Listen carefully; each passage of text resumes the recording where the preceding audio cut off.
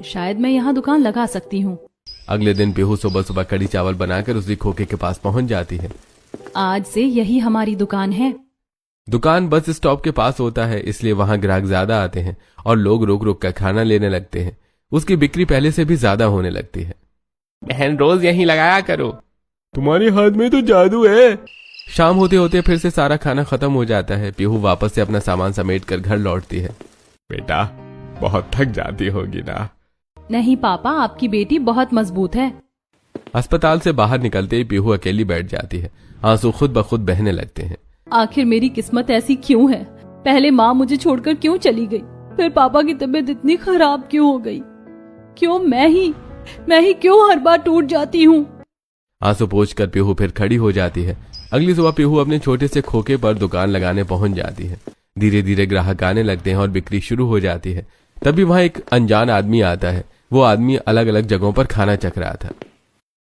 1 plate कढ़ी चावल देना। पिछले 1 हफ्ते से पूरे शहर के कढ़ी चावल चख चुका हूं, लेकिन वो नहीं मिला जो मैं ढूंढ रहा हूं।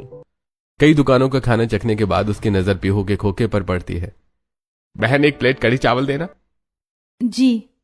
पीहू प्लेट बनाकर देती है। विकास पहला निवाला खाता है और अचानक रुक जाता है। ये कढ़ी चावल तुमने बनाए हैं?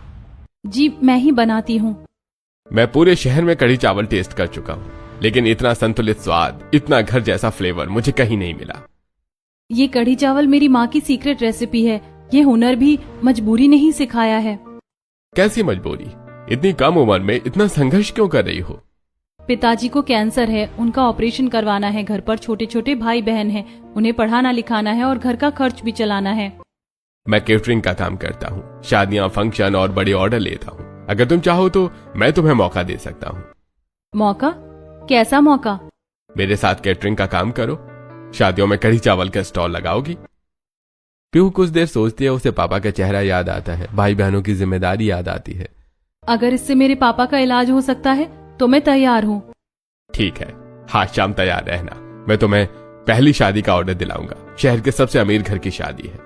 पीहू तुरंत हाँ कर देती है। उसे पैसों की जरूरत थी। उस दिन पीहू केटरिंग वाली के साथ जाती है और शादी में कढ़ी चावल बनाकर तैयार करती है। पीहू शहर के सबसे अमीर घराने के इकलौते बेटे वेद की शादी में कढ़ी चावल परोस रही थी। उसी समय अंदर दूल्हे का परिवार घबराया हुआ बैठा है। ये क्या हो गया? दुल्हन भाग गई? वो वेद की पसंद की लड़की थी, हमें धोखा दे गई। बाहर मीडिया खड़ा है, अगर बात फैल गई तो हमारी इज्जत खत्म हो जाएगी। चुनाव आने वाले हैं, राजनीतिक लोग बाहर हैं, बदनामी हो गई तो सब खत्म हो जाएगा। अब क्या करेंगे दादी? अभी शादी रुक नहीं सकती, किसी भी कीमत पर हमारी इज्जत बचनी चाहिए। दादी सास बाहर आती हैं और लोगों को खाना परोसती हुई पीहू को देखती हैं। पद्मिनी जी धीरे से विकास से पूछती हैं, ये लड़की कौन है? गरीब है लेकिन बहुत ईमानदार और मेहनती है। इस लड़की को अंदर लेकर आओ। पीहू को अंदर बुलाया जाता है। पीहू घबरा कर अंदर जाती है। हमें अपनी इज्जत बचानी है। क्या तुम हमारी बेटी से शादी करोगी? बदले में तुम जो चाहे हम तुम्हें वो दे सकते हैं। विकास ने हमें बताया कि तुम्हारे पिता को कैंसर है। जी? क्या सोच क्या रही है लड़की? कढ़ी चावल बनाकर तू कभी अपने पिता का इलाज नहीं करवा पाएगी। पीहू के दिमाग में पिता का इलाज, भाई बहनों का भविष्य, टूटा घर सब घूमने लगता है। अगर मैंने हाँ कहा तो पापा बच सकते हैं। अगर मेरे पापा का इलाज हो जाए तो मैं शादी के लिए तैयार हूँ। उसी मंडप में जहाँ दूसरी दुल्हन की शादी होनी थी, अब पीहू दुल्हन बनकर बैठी है। जिस लड़की ने सुबह तक साइकिल पर कढ़ी चावल बेचे थे, वो रात होते होते करोड़पति घर की बहू बन चुकी थी। दरवाजे पर उसकी सास आरती की थाली लेकर खड़ी होती है। पीहू का गृह प्रवेश होता है और उसके बाद, मम्मी जी, पापा का ऑपरेशन बहुत जरूरी है। ले लो, ये चेक है, कल सुबह ही ऑपरेशन करवा दो। पीहू पैसे लेकर तुरंत अस्पताल पहुंचती है। पिता किशोर जी को ऑपरेशन के लिए तैयार किया जाता है। ऑपरेशन सफल हो जाता है। कुछ दिनों बाद किशोर जी ठीक होकर बस्ती वाले छोटे से घर में आ जाते हैं। बेटा तूने ये सब कैसे किया? इतना बड़ा घर, ये शादी। पापा आप बस ठीक हो जाओ, मैं ठीक हूँ। हर्षित और साक्षी को स्कूल में भर्ती करा दिया गया है। उनकी पढ़ाई का पूरा खर्च ससुराल वाले उठा रहे हैं। गृह प्रवेश के बाद पीहू पहली बार रसोई में जाती है। पीहू बड़े पतीले में कढ़ी तैयार करती है। पूरा घर महक उठता है। टेबल पर सब बैठे हैं, अनिल कुमार जी, गायत्री जी, पद्मिनी जी, वेद और कुछ रिश्तेदार। लीजिए गर्मा गर्म कढ़ी चावल। सब चुपचाप खाते हैं लेकिन कोई तारीफ नहीं करता। पीहू उम्मीद भरी नजरों से सबको देखती है लेकिन कोई कुछ नहीं बोलता। इससे बेहतर मेरा जीवन मायके में था। यहाँ सबके पास तो सब कुछ है लेकिन अपनापन नहीं। दिन गुजर जाता है और रात को पीहू और वेद अपने बड़े लग्जरी बेडरूम में है। पीहू हिम्मत जुटाकर बात करती है। वेद जी, आज का खाना कढ़ी चावल आपको कैसा लगा? देखो पीहू, मुझे घरेलू बनने की कोई जरूरत नहीं है, तुम मेरी सिर्फ बीवी नाम की हो। पीहू के आंसू बहने लगते हैं। वो बेड पर बैठकर रोने लगती है। भगवान, क्या यही लिखा था मेरी किस्मत में? करोड़पति बहू बनकर भी मेरे नसीब में प्यार नहीं है। वेद सोफे पर लेट जाता है। पीहू बेड पर अकेली बैठी रहती है। अगली सुबह पीहू सिंपल सूट में, बालों में साधारण चोटी बनाए, बिना ज्यादा मेकअप के तैयार होकर नीचे रसोई की तरफ जाती है। अरे ये क्या बकवास है? तुम अब कढ़ी चावल बेचने वाली नहीं हो, तुम अनिल कुमार जी के घर की बहू हो। जाकर कमरे की वार्डरोब खोलो, मैंने तुम्हारे लिए साड़ियाँ और डिजाइनर सूट रखवाए हैं। जी मम्मी जी। पीहू तेजी से वापस कमरे में जाती है। वो वार्डरोब खोलती है। अंदर महंगी महंगी साड़ियां, डिजाइनर लहंगे और सूट्स भरे पड़े हैं। वो मेकअप करती है, बाल खोलकर स्ट्रेट करती है, महंगी साड़ी और ज्वेलरी पहनती है। अब वो पूरी तरह अमीर घर की बहू जैसी लग रही है। अब ठीक है, आज तुम्हें पड़ोस में जाना है, सबको दिखाना है कि नई बहू कैसी है। पीहू मर्सिडीज बेंज में बैठकर पड़ोस की महंगे बंगलों वाली सोसाइटी में जाती है। अरे देखो, वही कढ़ी चावल वाली लड़की अब बहू बन गई है। हाँ यार, कल तक ठेले पर कढ़ी चावल बेच रही थी, आज मर्सिडीज में घूम रही है। देखते हैं कितने दिन टिकती है ये। अमीर घर की बहू बनना आसान नहीं होता। पीहू को देखकर तीनों पड़ोसने मुस्कुराते हुए नमस्ते करती हैं।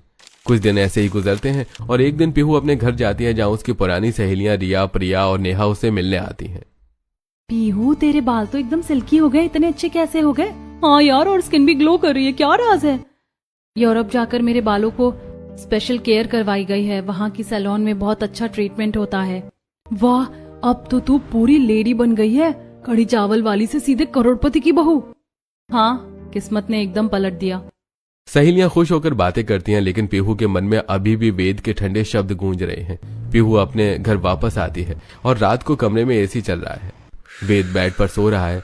पीहू सोफे पर लेटी है, ठंड में कांप रही है। वेद चुपके से उठकर उसके ऊपर कंबल डाल देता है। एक ना एक दिन मैं इनका प्यार जरूर पालूंगी।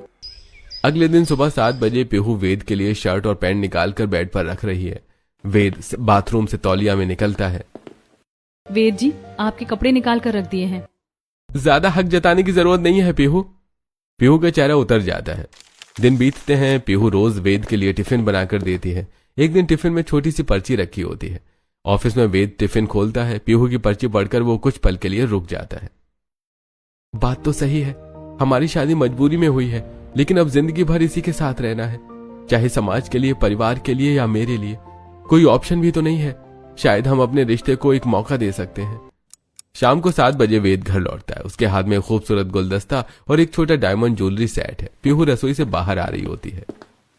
ये तुम्हारे लिए। वेद जी, ये क्या? इतना सुंदर गुलदस्ता और ये डायमंड सेट? ले लो, अब तुम कढ़ी चावल बेचने वाली नहीं हो, तुम करोड़पति ससुराल की बहू हो। लेकिन इतना महंगा गिफ्ट?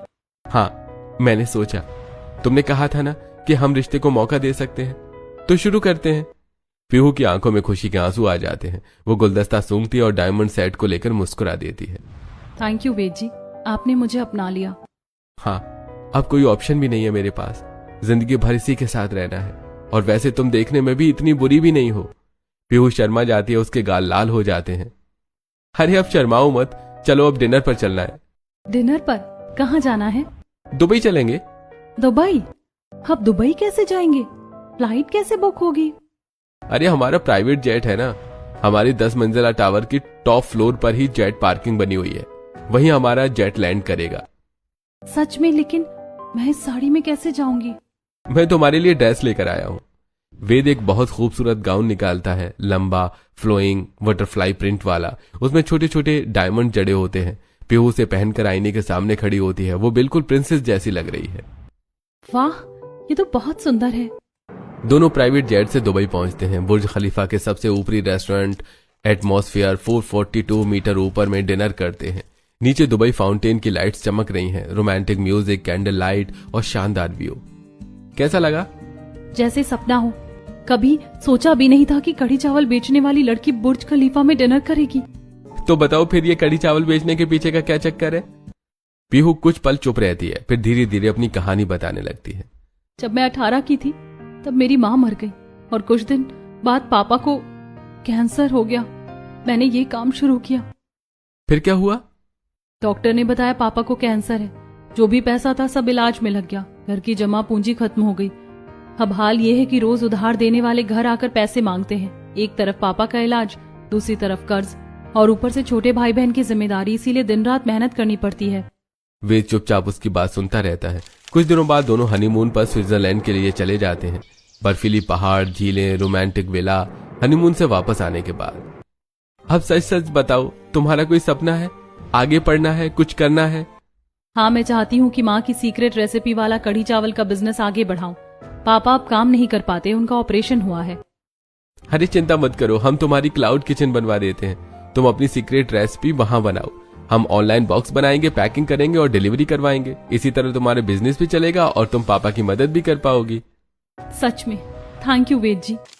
कुछ दिनों बाद गायत्री जी सीढ़ियों से नीचे उतर रही होती है। उनका पैर फिसल जाता है और वो गिरने वाली होती हैं कि तभी मम्मी जी। पीहू तुरंत आगे बढ़ती है। गायत्री जी उसके ऊपर गिर जाती हैं। पीहू अपनी सांस को संभालने की कोशिश में सीढ़ी पर हाथ टिका लेती है। गायत्री जी बच जाती हैं, लेकिन पीहू का हाथ फ्रैक्चर हो जाता है। अस्पताल से वापस आने पर वेद अपनी माँ से कहता है, माँ, जिस लड़की ने आपको बचाने के लिए खुद दर्द सहा, वो आपके लिए बुरी कैसे हो सकती है? पीहू ने सिर्फ नाम की बहू नहीं, इस घर की असली बहू बनकर दिखाया है। हाँ बेटा, आज मुझे समझ आया। अगले कुछ दिनों में पीहू ससुराल में अपनी जगह बनाने लगी है। वो हर छोटी छोटी जिम्मेदारी निभा रही है। एक दिन पद्मिनी जी के पैरों में तेज दर्द है। वो बेड पर लेटी हुई हैं। दादी जी, ये मैंने आयुर्वेदिक तेल बनाया है, माँ के बताए नुस्खे से। आप लेटिए, मैं मालिश कर दूं। पीहू घुटनों के बल बैठकर दादी सास के पैरों की मालिश करती है। रात को अचानक पद्मिनी जी की तबीयत खराब हो जाती है। उल्टी और पेट दर्द शुरू हो जाता है। आप लोग चिंता मत कीजिए, मैं अभी खिचड़ी और दलिया बना देती हूँ। पीहू खुद हाथों से हल्का दलिया खिचड़ी बनाती है और दादी सास को खिलाती है। आप जल्दी ठीक हो जाइए दादी जी, मैं रोज यही बना कर दूंगी। 2 दिन बाद अनिल कुमार जी की बड़ी बिजनेस मीटिंग चल रही है। बोर्ड रूम में 8-10 बड़े बिजनेसमैन बैठे हुए हैं। डील के पेपर साइन होने वाले हैं। तो जेंटलमैन, ये डील फाइनल है, साइन कर दीजिए। तभी पीहू चाय का ट्रे लेकर अंदर आती है और वो पहले कॉलेज में अकाउंट्स पढ़ती थी, इसलिए नंबर और कैलकुलेशन उसकी मजबूती है। वो पेपर पर एक नजर डालते ही रुक जाती है। सॉरी टू इंटरप्ट सर, लेकिन ये डील प्रॉफिटेबल नहीं है। अगर हम इस रेट पर साइन करते हैं तो अगले 6 महीने में हमें 18% का लॉस होगा। पूरा बोर्ड रूम सन्नाटे में आ जाता है। सब हैरान होकर पीहू को देखते हैं। पीहू, हमें तुमसे पूछने की जरूरत नहीं है, तुम चुपचाप बाहर जाओ। पीहू चुपचाप बाहर चली जाती है। एक बार दोबारा चेक कर लेने में क्या जाता है। 10 मिनट बाद अनिल कुमार जी मुस्कुराते हुए बोर्ड रूम में कहते हैं, डील कैंसिल। जेंटलमैन, ये लड़की सही कह रही थी, अगर हम साइन कर देते तो भारी नुकसान होता। मीटिंग खत्म होने के बाद अनिल कुमार जी पीहू के पास आते हैं। तुम समझदार लड़की हो पीहू, सिर्फ घर की बहू नहीं, हमारे बिजनेस को भी संभाल सकती हो। शाम को पीहू साधारण सूट में मीडिया कॉन्फ्रेंस में जा रही होती है। अरे रुक बहू, भले ही तुम्हारी शादी जबरदस्ती हुई हो, लेकिन बाहर लोगों को तो दिखाना पड़ेगा ना कि हमारे घर की बहू कितनी लग्जरी लाइफस्टाइल जी रही है। गायत्री जी पीहू को वार्डरोब में एक बेहद महंगी डिजाइनर साड़ी, हीरे की ज्वेलरी और ब्रांडेड हैंडबैग निकाल कर देती हैं। अब जाकर तैयार हो, आज हम सब मिलकर बाहर डिनर पर जा रहे हैं, रोल्स रॉयस में जाएंगे। पीहू तैयार होकर नीचे आती है। लग्जरी गाड़ी, हीरे की नेकलेस, ब्रेसलेट और महंगी जूतियां। वो अब पूरी तरह करोड़पति परिवार की बहू जैसी लग रही है। अब ठीक है, चलो। पूरा परिवार लग्जरी कार में बैठकर शहर के सबसे महंगे रेस्टोरेंट में डिनर करने जाता है। बाहर मीडिया और लोग देखते रह जाते हैं। बाहर से तो सब लग्जरी है, लेकिन अंदर से अब धीरे धीरे ये घर भी अपना लगने लगा है। 6 महीने बाद माँ की सीक्रेट कढ़ी का ऑनलाइन ब्रांड पूरे शहर में मशहूर हो गया है।